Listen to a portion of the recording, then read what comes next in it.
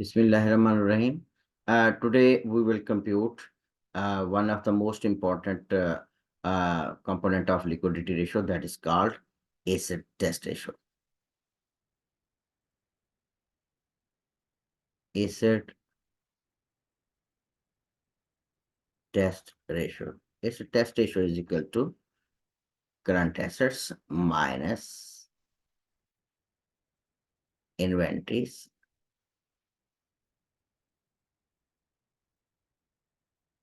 minus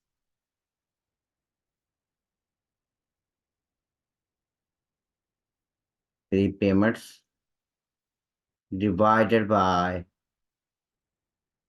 current liabilities. Basically, we are going to the most liquid assets. It is also called quick ratio, and in most liquid assets are cash and cash equivalents and accounts receivables and notes receivables are the most and marketable securities are the most liquid current assets. So we reduce inventory and prepayments from the current assets. Suppose we have current assets 25,000 and inventory is 5,000 and prepayments are of 1,000, and we have current liabilities are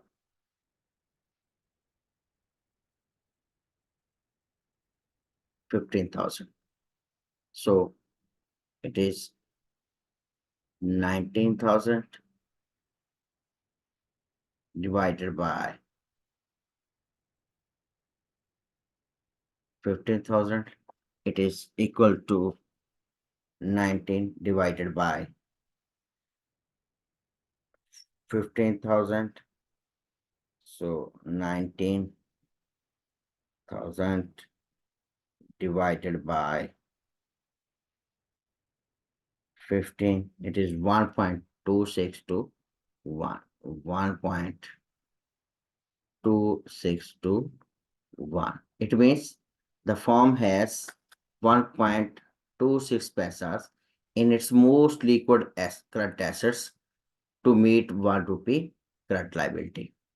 And basically, we are interested to see the liquidity in different perspectives. As we have seen in previous lecture, how we are going to compute the cash ratio, how the current ratio is computed, and now the acid test ratio. And then we compute our last ratio, that is net sales to net working capital ratio. We will see in first instance what is net working capital. Net working capital is equal to, in first instance, net working capital is equal to current assets minus current liabilities.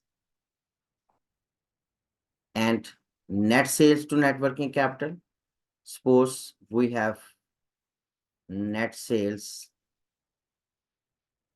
are equal to rupees 1 lakh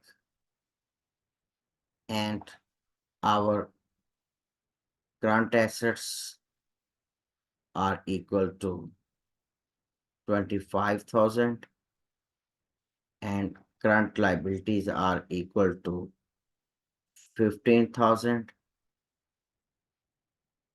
So in first instance, find net sales to net working capital ratio. So we know that to compute this ratio, we have net sales of 1 lakh divided by 25,000 minus 15,000 minus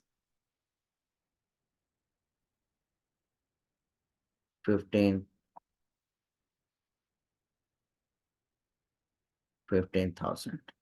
So it's equal to 1 lakh divided by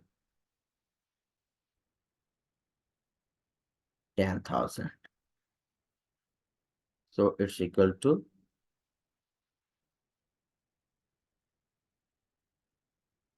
10 times. So the firm is generating 10 times of its net working capital to its sales. The firm is generating 10 times net sales from its net working capital. So this is called the whole preview of the liquidity ratios. Behind this scene is that why we are interested to compute the liquidity ratios. The purpose behind is that only that we are interested to see the liquidity position of the firm, that either a firm can its financial obligations by its economic resources or not. Moreover, we let's see in different years we have different trends of current ratio, say in 2021, 2022, and in 2023. Here, say it is 1, 2, 3, or 4. Let's see in 2020, it was 1.5, and in 2022, it is 2, and again in 2023, it is 1.02. So the graph will indicate this position. This is the current ratio graph. That indicates from 2021 to 2022, the current ratio has been increased from 1.5 to 2, and then again fall to 1.2. These are the supposed current ratios. So this indicates from year 2021, the current ratio has been raised from 1.5 to 2, and from year 2022, 2023, the liquidity position has been decreased from 2 to 1. And suppose the industry average is 1.30. We will say that we are above in 2021 from the industry average of 2023, and in year 2022 it was 2, and in 2023 we are below the industry average for the present year. So industry average basically indicates that we make a comparison that where our firm stands and where the benchmark ratios or industry average ratios are standing. So we will have to make decisions as per as per the current scenario of the recent businesses that are engaged in the same industry, in the same line of business. So the liquidity position is very important while in our financial statement analysis. And so basically we are in a particular balance sheet scene that we have current assets and we have current liabilities. We are in mainstream interested to this component.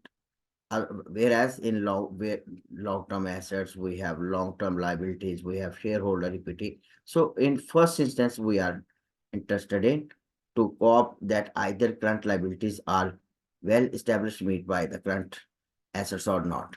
So in working capital scenario, it will be look with it in a deeper sense. Thank you so much.